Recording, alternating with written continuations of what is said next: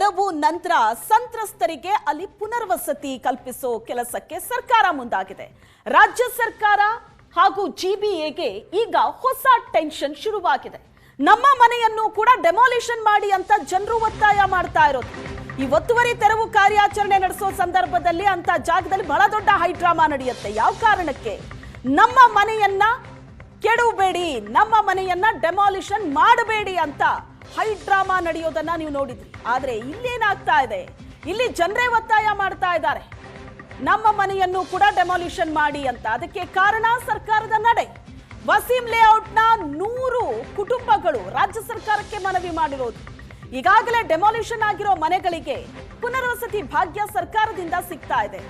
ಸರ್ಕಾರದಿಂದ subsidy loan flat ಅನ್ನ ರಾಜ್ಯ ಸರ್ಕಾರ ನೀಡ್ತಾ ಇರೋ ಹಿನ್ನೆಲೆ ಇನ್ನುಳಿದವರು ಕೂಡ ಕೇಳ್ತಾ ಇರೋದು, ಆ ವಸೀಂ ಲೇಔಟ್ ನಲ್ಲಿರುವಂತ ಇನ್ನುಳಿದ ನಿವಾಸಿಗಳು ಕೂಡ ಕೇಳ್ತಾ ಇರೋದು, ನಮ್ಮ ಮನೆಯನ್ನು ಡೆಮಾಲಿಷನ್ ಮಾಡಿ, ನಾವು ಟೆಂಟ್ ಹಾಕೊಂಡು ಇಲ್ಲಿ ಜೀವನ ಮಾಡ್ತಾ ಇದ್ದೀವಿ, ನಮ್ಮ ಮನೆಯನ್ನು ಡೆಮಾಲಿಷನ್ ಮಾಡಿ, ಸರ್ಕಾರದಿಂದ ನಮಗೂ ಫ್ಲಾಟ್ ಸಿಗ್ಲಿ, ಸರ್ಕಾರದಿಂದ ನಮಗೂ ಕೂಡ ಸಬ್ಸಿಡಿ ಲೋನ್ ಸಿಗ್ಲಿ ಅನ್ನೋ ಕಾರಣಕ್ಕೆ ಅಲ್ಲಿರುವಂತ ನಿವಾಸಿಗಳು ಈಗ ಒತ್ತಾಯವನ್ನ ಮಾಡ್ತಿದ್ದಾರೆ. ತಮ್ಮ ಮನೆಗಳನ್ನು ಡೆಮಾಲಿಷನ್ ಮಾಡಿ ಅಂತ ಸರ್ಕಾರಕ್ಕೆ ಮನವಿ ಇಡ್ತಿದ್ದಾರೆ.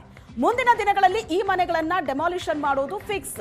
ಈಗಲೇ ಡೆಮಾಲಿಷನ್ ಮಾಡಿ ಅಂತ ಅಲ್ಲಿನ ನಿವಾಸಿಗಳು ಒತ್ತಾಯ ಮಾಡ್ತಾ ಇರೋದು. ಯಾಕಂದ್ರೆ ಸದ್ಯದ ಪರಿಸ್ಥಿತಿ ಹೇಗಿದೆ ಅಂದ್ರೆ ಅಲ್ಲಿ ಮನೆ ಕಳ್ಕೊಂಡವರಿಗೆ ಮನೆ ಕೊಡೋದಕ್ಕೆ ಸರ್ಕಾರ ನಿರ್ಧಾರ ಮಾಡಿದೆ. ಮುಂದಿನ ದಿನಗಳಲ್ಲಿ ನಮ್ಮ ಮನೆ ಕೂಡ ಡೆಮಾಲಿಷನ್ ಆಗೋದು ಪಕ್ಕ. ಆದ್ರೆ ಆಗ ಮನೆ ಸಿಗಬೇಕಲ್ಲ ಸರ್ಕಾರದಿಂದ. ಈಗ ಸಿಗ್ತಾ ಇದೆ. ಈಗಲೇ ಡೆಮಾಲಿಷನ್ ಮಾಡಿ ಅಂತ ನಿವಾಸಿಗಳು ಒತ್ತಾಯ ಮಾಡ್ತಿದ್ದಾರೆ. ಈ ಬಗ್ಗೆ ಹೆಚ್ಚಿನ ಡೀಟೇಲ್ಸ್ ಅನ್ನ ಕೊಡ್ತಾರೆ ನಮ್ಮ ಪ್ರತಿನಿಧಿ ಮುತ್ತಪ್ಪ. ಸ್ಥಳದಿಂದ ನೇರ ಸಂಪರ್ಕದಲ್ಲಿ ಜಾಯ್ನ್ ಆಗಿದ್ದಾರೆ. ಮುತ್ತಪ್ಪ, ಸ್ಥಳದಲ್ಲಿ ಈಗ ಹೊಸ ಸಮಸ್ಯೆ ಶುರುವಾಗಿರೋದು. ಮನೆ ಕಳ್ಕೊಂಡವರಿಗೆ ರಾಜ್ಯ ಸರ್ಕಾರ ಮನೆ ಕೊಡೋದಕ್ಕೆ ಹೊರಟಿದೆ.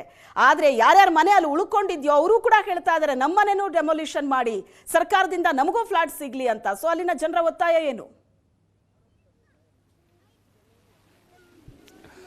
ಶ್ವೇತಾ, ಈಗಾಗಲೇ ಪಾಲಿಕೆ ಅಧಿಕಾರಿಗಳು ಏನು ಸರ್ಕಾರಿ ಜಾಗವನ್ನು ಒತ್ತುವರಿ ಮಾಡಲಾಗಿದೆ ಅಂತ ಹೇಳ್ಬಿಟ್ಟು ಈಗಾಗಲೇ 162 ಮನೆಗಳನ್ನು ಡೆಮಾಲಿಷನ್ ಮಾಡುವಂಥ ಕೆಲಸ ಕೂಡ ಮಾಡಿದ್ದಾರೆ.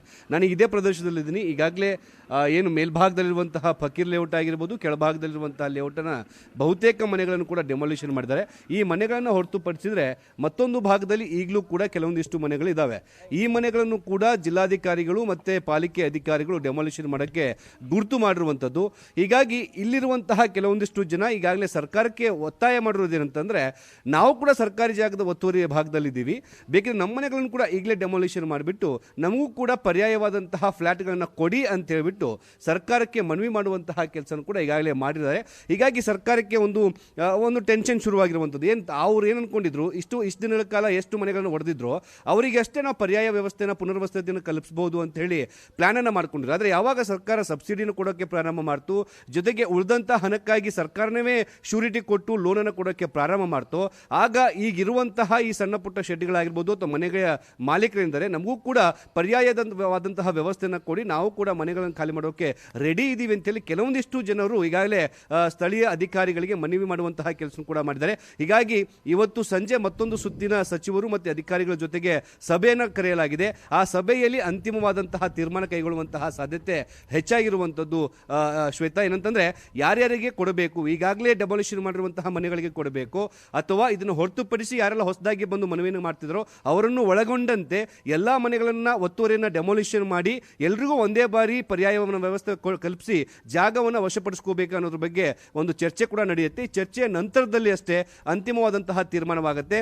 ಮುಖ್ಯವಾಗಿ ಇದುವರೆಗೂ ಕೂಡ ನಾವು ಸರ್ಕಾರಿ ಜಾಗವನ್ನು ಒತ್ತುವರಿ ಮಾಡಿಕೊಂಡಿಲ್ಲ ಅಂತ ಹೇಳ್ತಿದ್ದಂಥ ಜನರು ಈಗ ನಾವು ಒತ್ತುವರಿ ಮಾಡ್ಕೊಂಡಿದ್ದೀವಿ, ನಮಗೂ ಕೂಡ ಪರ್ಯಾಯವಾದಂತಹ ವ್ಯವಸ್ಥೆ ಕೊಟ್ಟರೆ ನಾವು ಕೂಡ ಇಲ್ಲಿ ಬಿಟ್ಟು ಹೋಗೋಕ್ಕೆ ರೆಡಿ ಇದ್ದೀವಿ ಅಂತ ಹೇಳಿ ಕೆಲವೊಂದಿಷ್ಟು ಜನ ಮನವಿಯನ್ನು ಮಾಡ್ಕೊಂಡಿದ್ದಾರಂತೆ. ಹೀಗಾಗಿ ಅಧಿಕಾರಿಗಳು ಇವತ್ತು ಅದನ್ನು ಸಭೆನ ಮಾಡಿ ಅಂತಿಮವಾದಂತಹ ಒಂದು ನಿರ್ಧಾರಕ್ಕೆ ಬರಲಿದ್ದಾರೆ. Shweta, yes, thank you Muthappa ನಿಮ್ಮೆಲ್ಲ ಡೀಟೇಲ್ಸ್ಗೆ.